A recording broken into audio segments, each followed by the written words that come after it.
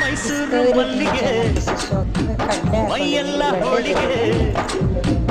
ಅಂಗಾಂಗ ಅರಳಿಸಿ ಪಂಚಾಂಗ ಓದಿಸಿ ಮಲ್ಲಂಗ ಹಾಸಿ ಬಿಡುವೆ ಈ ಮೈಸೂರ ಬರೆದು ಬಿಡುವೆ ಮೈಸೂರು ಮಲ್ಲಿಗೆ ಮೈಯೆಲ್ಲ ಹೋಳಿಗೆ ಅಂಗಾಂಗ ಅರಳಿಸಿ ಪಂಚಾಂಗ ಓದಿಸಿ ಮಲ್ಲಂಗ ಹಾಸಿ ಬಿಡುವೆ ಈ ಮೈಸೂರ ಬರೆದು